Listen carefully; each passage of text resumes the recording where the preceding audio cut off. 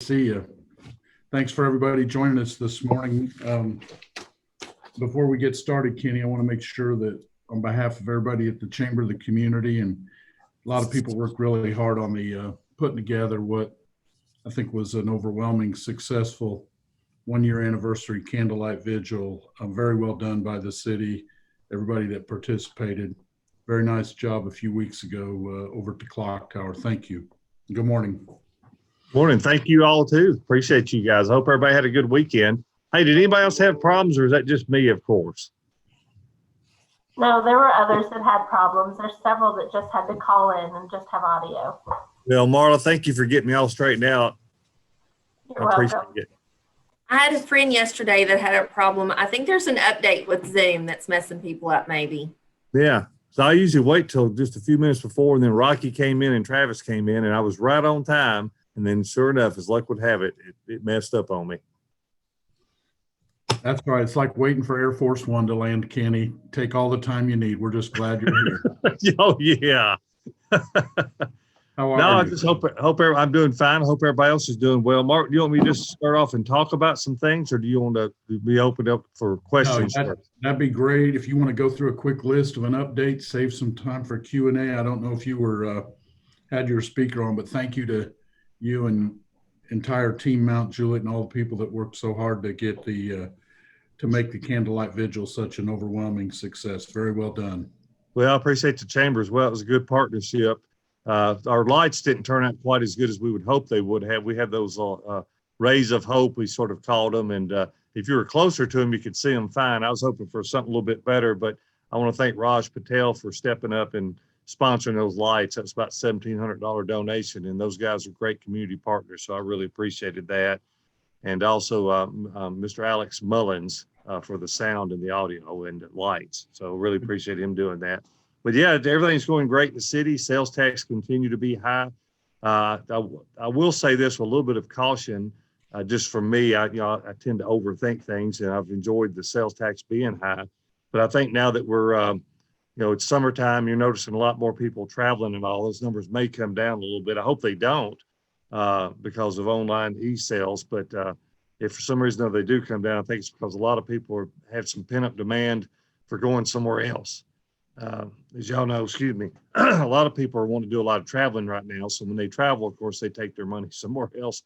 So let's hope that other people are returning that favor and coming to the Nashville, Middle Tennessee area to shop and do things. But that's a little bit of concern of mine. It's something I'm watching because we have enjoyed an increase in sales tax probably about the last year. We're up about $3 million over last year. So I want to thank everybody for supporting your local business community.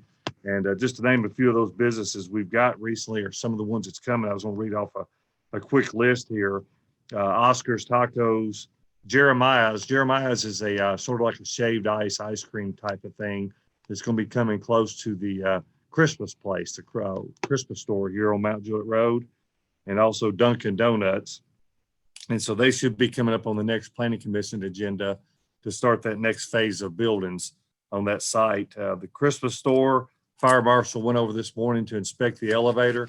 I think that's about all they lacked in order to get open. So they ought to be opening any day now. The Avid Hotel over on Blenda Parkway, the Hilton True brand, of course. O'Reilly is doing their construction now. They finally started the demo and removing of pieces parts at the car wash on Lebanon Road beside the Tractor Supply. I'm really excited about that because I'm glad to see that old car wash go. It was a bit of an eyesore.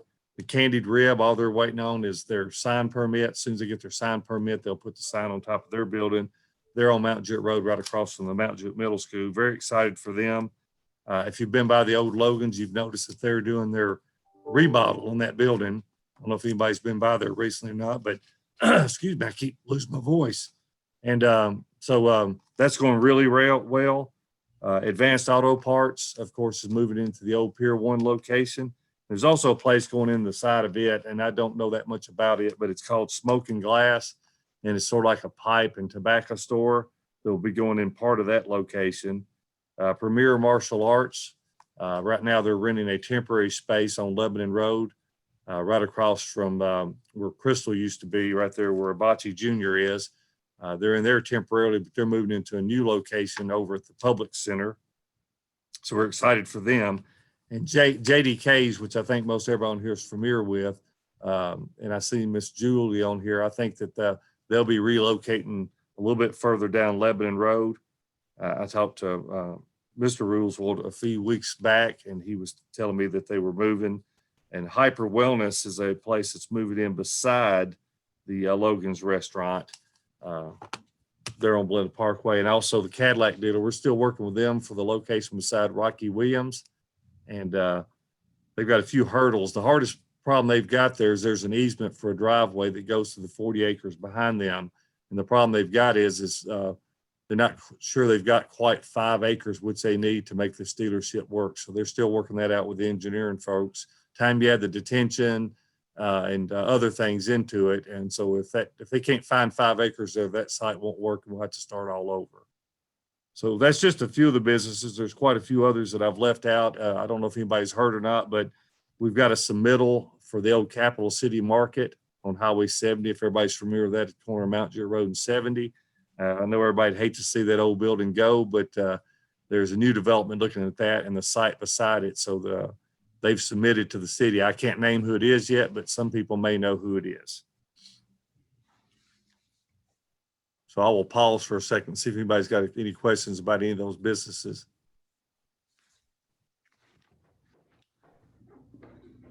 Anybody got any questions for Kenny on those? They seem What'd you say is going in at the old car wash? That's an O'Reilly Auto Parts. And I know everybody says, well, we've already got an O'Reilly Auto Parts on Lebanon Road, but this is so much closer to the county line. And to be honest with you, a new state-of-the-art building, O'Reilly Auto Parts, if we had 10 of them, I'd take it over that old car wash. So just glad to see it go away. Oftentimes there'd be some illegal activity there, some hanging out, some graffiti. It's a bit of an eyesore. So I'm really excited to see that go, Eddie. And, apparently they see a market for it. So we're excited to have them coming in there. And I think Mr. Steve Griffith is also going to be building a new Class A office building on the property just to the left of the Washington Road Christian Brothers on Lebanon Road. And that'll be a nice addition for that area as well. So I think everybody's kept up with the sidewalks as well on Highway 70. I think those have made a huge enhancement of Lebanon Road in the corridor. And I'll just keep going since there weren't a lot of questions. The new fire hall, we should be putting that out for bid here real soon. All the design work's done. It's ready to go to bid, so we can start getting that built. The police department is continuing with their engineering and design for their $6 million addition. I saw a couple of the renderings the other day. They're gorgeous, actually. They totally transform the way that the police department looks, and also, of course, give them probably about 20,000 square feet more of space. I think since the last time we talked as well, the city had finally closed on all the properties it had purchased for parks. And since that time, I want to thank the city commission because they stepped up, for one, to fund the parks land, and for two is they've since funded $3 million to go enhancing 2 or 3 of our parks. One of those would be the Monday Memorial Park over in I call it the Blended City area, or Providence area. Very excited about that. We're looking at adding some a new playground, some additional pickleball courts and some tennis courts, which of course all that would be lighted. There's a huge demand for that. So very excited about that. And also for the soccer fields, I guess you could call it a bit of a soccer complex for Tate Lane right there at the walkway along the tracks in West Division Street. So we'll start that real soon to put that information out for requests for proposals from engineers to get some folks designing those up so we can move forward. We will try to get that going before budget season. And again, I want to thank the commission because they could have very well said, let's wait till budget time, but they're eager as the rest of us are to get some additional park space going. And of course, we've got the Grace Church property up on Mount Juliet Road. We're going to be doing some walking trails and a bark park and some things there as well. That'd be more of a passive park. So very excited about that. Getting up around I-40, everybody can tell that the bridge widening has started. I think pretty much everybody's excited about getting that additional lane. It's going to make a tremendous difference. And plus it's going to look totally different. It's going to be absolutely gorgeous. If you could ever say an overpass can be gorgeous, this is going to be far better than what we've got today. And the traffic is going to be improved. As far as Providence Central, all they're waiting on is closing, and I think that's going to be done in either April or May. But they've already started some clearing work, but the heavy work in the infrastructure will start once they go to closing.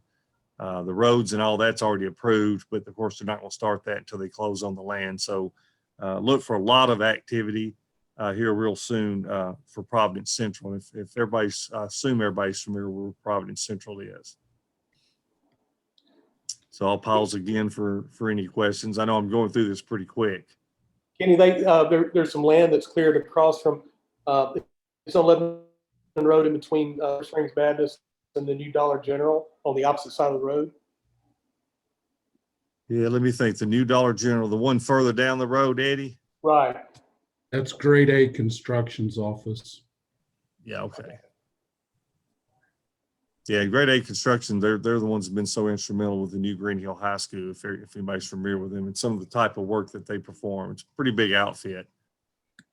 So Hey, Kenny, it's Robert. Can you update me on the Providence Central?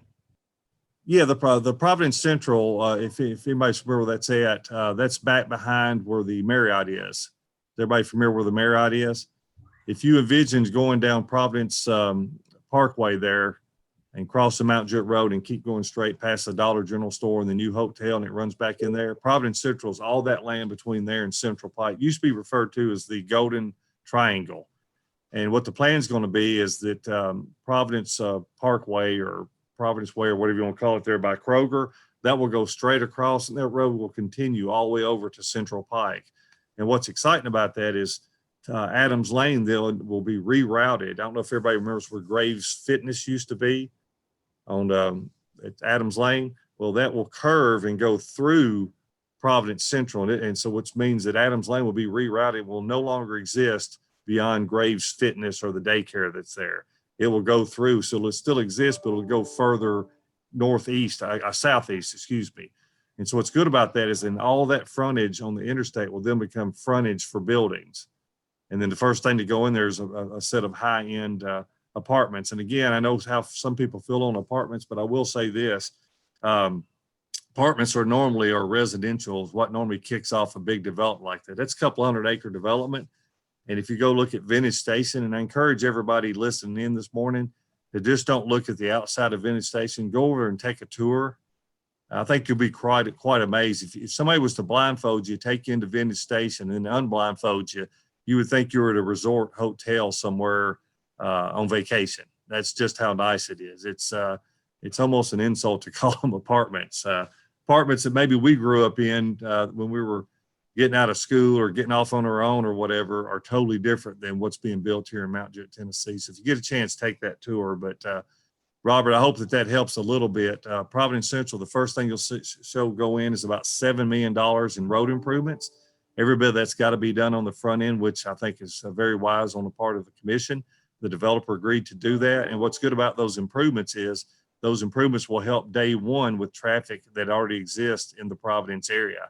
A lot of folks now will come down Providence Parkway, turn right onto Mount Juliet Road, go down and turn left on Adams Lane. So you create even more congestion at that intersection by the Waffle House. Well, a lot of that will go away now because a lot of those folks that are making that turn on Mount Juliet Road will go straight. And it'll be a much quicker access point in two different ways now to Central Pike. So once you see that happen, I think you're going to see a lot of interest in the Providence Central development. As a matter of fact, I can't name them, but I can tell you that there's a couple of very big box retailers, which you don't see a lot of anymore, that are looking at the Providence Central area along with a car dealership. And that's on top of the apartments. And there's also, so I don't know if I mentioned, it's not a Class A office development that we missed out on that had the infrastructure already been in place. We would have already had an office building going up there as well. So I think just as soon as that infrastructure is in place to where you can drive into the development and you sort of get a vision from a curbside of what that's going to look like, I think there's going to be some exciting news to come from there. I'll also tell you that there's a large data center we don't know who it is, at Golden Bear Gateway. Everybody knows data centers are quite popular. You know, if you start thinking about Facebook and Google and Amazon and people like that, it could be any of those. I doubt very seriously that it's Facebook because I think they're going to Gallatin. But it's exciting to have your community with somebody looking at that. To give you an example, that'd be about a $500 million investment. and it would create between 80 and 100 jobs. That doesn't sound like a lot, but that's the way data centers operate. But think about a $500 million investment. So you've got no real impact on traffic, but you've got a data center that comes to your community. And so those jobs typically are 6-figure jobs, which means that, all those folks that don't already work here, that don't get those jobs, come from somewhere else. So anytime you can get a data center of that type and 6-figure jobs, you're pretty darn blessed. So there's a lot of activity out on Golden Bear. There's at least 3 convenience markets looking at Golden Bear. There's one already approved near Volunteer. There's another looking at 40 over by the HCA Medical Center, as I call it. And then there's another looking at Jackson Hills, which is already approved, as a matter of fact. So you'll see that go in. That one will be a little bit different. As a matter of fact, it'll probably be one of the best looking convenience gas centers you've ever seen. Absolutely beautiful. And we required it to be that way because it's in front of a residential area. So it only have 4 pumps. But the good thing about it, the way that it's designed is totally different because we don't have a negative impact on the subdivision. And then there'll be a couple other little retail businesses that we're trying to get more of a neighborhood friendly businesses to go in, like coffee shops, things of that nature. So we're actually working with the Jackson Hills HOA to recruit businesses to that area that fit that area. So I'll pause again for. No, good questions. I got a little question, I guess. We met yesterday with Chief Hambrick and had a wonderful meeting discussing how to better memorialize officers Monday and music. And we're going to try to do a portrait that will eventually be built into the ground, called an earthwork art. Looks like the next step on that is to get the family's approval for that. And we have no easy way to get a hold of the music family. Anybody here have a connection for them? Stuart, I might be able to run down a connection. I haven't talked to Miss Music in a little while, but I think her son's an attorney or a law enforcement officer now. So I'm sure we could reach out to the sheriff's department and probably get that information to where you could call to get that approval. I could reach out to Teresa. Stuart, I think Eddie's got some contact information for you for Miss Music. Okay. Thank you, sir. Thanks, Eddie. Thank you. I also see Tracy here, and it seems like since we all left the office on Friday, there's been a little bit even more good news. And I heard Mayor Hutto on the radio this morning. Kenny was talking about sales tax and people getting out and shopping, and lots of activity with the vaccines. Tracy's right in the thick of it. Would you mind, I hate to put you on the spot, but would you give us just a quick update and maybe how it affects the businesses in Mount Juliet? Yes, I'd be happy to. Thank you, Mark.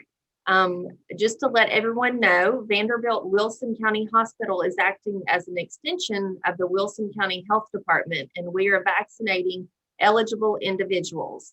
Our county is currently vaccinating people that are eligible in phase 1A1, 1A2, 1B, and 1C, and anyone age 65 and up.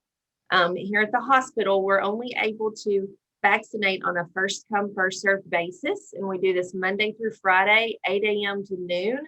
And then we break and start again from 1 to 5. And we do that Monday through Friday, as long as we have supply. Our supply has been adequate for the past several weeks. So previously, before that, we would run out and have to break and then start back when we receive more vaccine. But currently, we have plenty of vaccine for any eligible individuals. So if anyone's interested. Thank you very much. Thank you very much, Tracy. And we were also honored to help serve the Mount Juliet community. Just a few weeks ago, we went out and vaccinated Mount Juliet Christian Academy, and then also a group of people in the Del Webb community. So we were just honored to be able to help in that way. Now they can all go out and spend their money in Mount Juliet in Wilson County, right? And we have the Moderna vaccine. That's what we have here at the hospital. Does that answer your question, Kathy? I don't see her on there. Very good. Thank you so much. And thank you for doing it right too. There's been snags, it seems like, in other places, but y'all seem to have a plan and you're executing it, and we're proud of you. Thank you. Hey, Mark. Kenny? Yeah, go ahead, Kenny. Yeah, I was going to add too, though. We'll also be adding street lights to Highway 70 between Parkland and Benton Douglas. If anybody's traveled that section of 11 Road, the reason we're going down to Benton Douglas is that's where the Middle Tennessee Electric section ends. And so then NES picks up from there. So we're working with NES. That's going to be a total of about between 85 and 100 light poles. So if you can imagine the transformation for the Lebanon Road corridor from Parkland to Benton Douglas, it's all LED lighting, which will be new. We don't have a lot of LED lighting for street lights except for the I-40 interchange. So it should make a big difference if you own businesses along that corridor. Again, our hope is to take them all the way to the county line, but this is a good initial start. And so we're working with the NES and Middle Tennessee Electric. Of course, initial cost to add those poles alone is about $100,000. The recurring cost will be about $5,000 a year, and that's just because of the difference in electricity. But we think it's a worthwhile investment. So if you start noticing some of that going in the future and you wonder what's going on, that's what that is. As far as the schools, no new updates recently. I think that they're progressing along. I assume they're probably doing demolition proposals. And I've seen a lot of activity up at the schools. So I've got to think that they're getting really close to doing the demo. There's a construction trailer around back.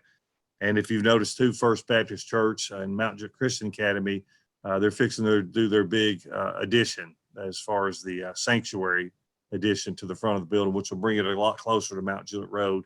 And that should be a rather attractive addition as well.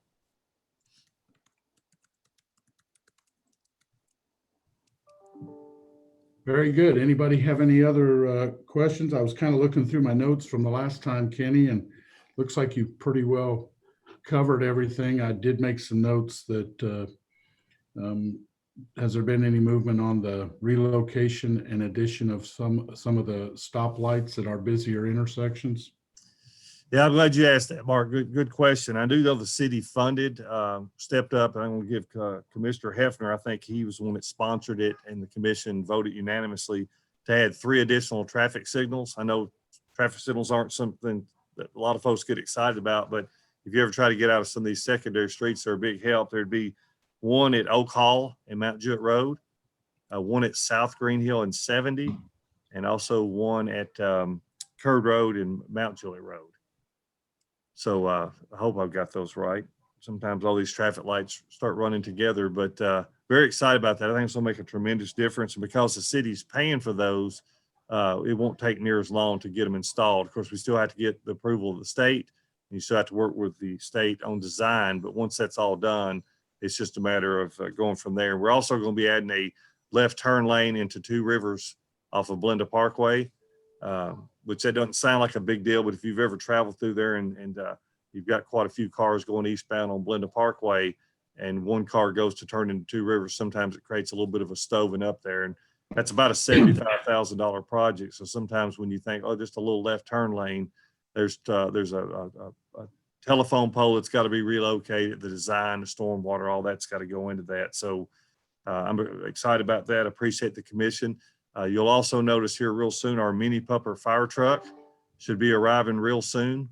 That's an enhancement for traffic safety or for fire safety. And it doesn't sound like a big deal, but that's about a $375,000 truck. We got that via part of a grant through the state of Tennessee that a lot of communities got.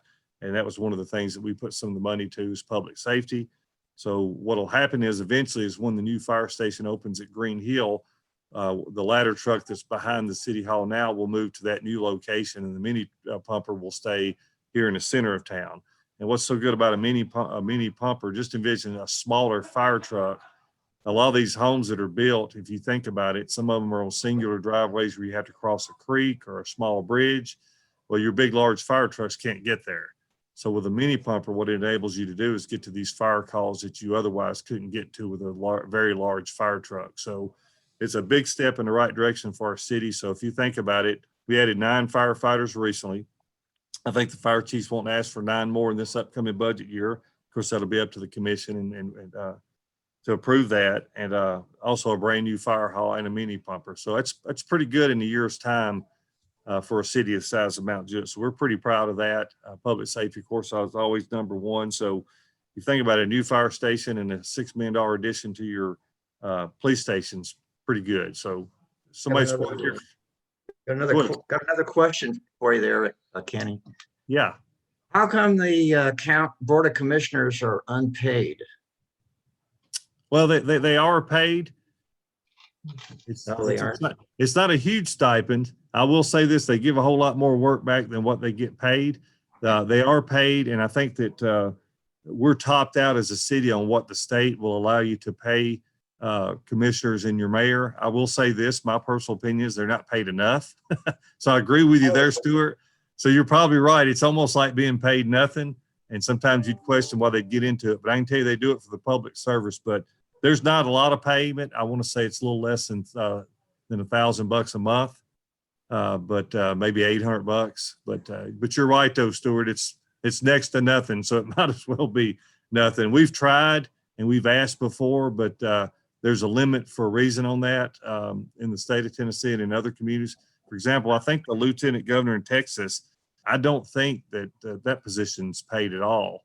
And when I learned that, I was blown away, to be honest with you, that you could be the lieutenant governor of Texas and not get paid. But they do a phenomenal job, and we're blessed to have them. And I know I call on them a lot, and we hate when we bug them because we know that they get lots and lots of calls.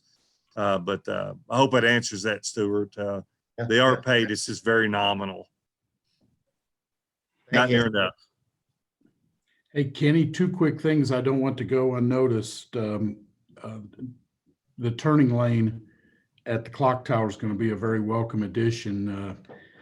Certainly certain day parts, one when school lets out and Mount Juliet High School empties onto Division, comes west to the stoplight, it can queue back as far as Condor Automotive sometimes. So I'm glad to see that. And I know how hard Public Works, and they're probably missing some, or they're happening faster than they can fix them. But thanks for doing what you can to keep the potholes patched up. Some of them I'm sure are going to need patched more than once, but as soon as the weather broke, started seeing asphalt patches out there. Tell them thank you. Yeah, absolutely. Thank you for saying that, Martin. They have worked, Public Works always works hard, but this year's been unique. If you think about the tornadoes, the windstorm, the ice and snow, we've had it all. And I keep hoping we'll get through spring and summer without any kind of, bad weather. But getting those grapple trucks, that was $400,000. And the reason I'm throwing these numbers away or around is I just want the citizens to know that how much we appreciate our commission. Without those tools, the work is double hard. Those are tools that we needed for a long time. And so to get those and have the commission step up and supply us with that. And all these traffic improvements you see, these little right turning lanes and extensions, they don't seem big, but they make a huge impact on traffic. I mean, I remember when we built Golden Bear, a lot of folks thought it was more about the development. But if you think about it today, if Golden Bear wasn't open, and we got just a little picture of what that looks like during the tornado when the power lines went down across it for a few days. Imagine if you took somewhere between probably 8,000 and 15,000 cars a day and put them back on Mount Juliet Road. That north-south direction makes a tremendous difference. So these little improvements are making a difference. But with growth being what it is in Middle Tennessee, we're going to continue to see, I think there's some real estate agents on here. I know Eddie's one. You're going to see a lot of activity with folks continue to flood Middle Tennessee. The biggest problem we've got is that there's no housing inventory. So you're going to probably see a lot of developers looking to build more houses here. Eddie, I think, will probably tell you there's some houses selling within minutes, if not hours, where it used to be months. We thought it was a big deal when it was just months, and then it was just weeks, and now it's just minutes and hours. A friend of mine was looking at a house this weekend. I think it was in Clearview. And as soon as it hit the market, there was probably, I think, 20 people set up with appointments to see it that one day. And this is a house probably built in the 60s or 70s. And I'd probably say there's probably a bit of a bidding war already in place for that particular house. Because when I drove by it, I saw all the cars out front. So it's pretty impressive. So we're blessed. Seems like the asking price is the that's just where the bidding starts. That's right. And a lot of folks continue to ask about organic grocery stores. You know, I think my wife had read something this weekend about we lost them to Murfreesboro. Anytime you see an organic grocery store or a bigger business like Costco or Sam's go to Murfreesboro or a larger city, they're always going to go there first. I mean, it's rare that, you know, I think a few years back we got the 2 public stores before Clarksville got the first one. That's rare for that to happen. It's based on population most of the time. So I don't want anybody on here to give up on Costco or Sam's or an organic grocery store, because I can tell you, as I sit here today, there is still lots of interest in various organic grocery stores coming here, but sometimes they're waiting for your population to get to a certain level. I don't think Hendersonville got Sam's until they were about 45,000 residents. So y'all hang in there. When you hear these things about, oh, we lost them, you know, I think it wasn't too long ago somebody said we lost Whataburger to Hermitage, and just don't be surprised about what the future brings. Mark, you know that as probably as well as anybody, and I feel bad sometimes when I can't say more, but I can tell you that those folks are looking. What I hate is I can't tell you how soon. We may be sitting here saying the same thing 3 years from now, but I will tell you they're looking. So y'all keep doing the good work you're doing. That's what's driving them here. Everybody that's on this and all those folks out there working hard to make Mount Juliet and Wilson County what it is. That's what makes the difference. I mean, I'm sitting there looking at Miss Tracy and I see the Vanderbilt in the background, and I met with them and all their, I call them the top shelf folks. I had a meeting with them about 2 weeks ago in regards to something we're working on with them. And I told them, you know, we were kidding. I said, I was honored to even be sitting there with them because, you know, Vanderbilt, you just say that and you think about that.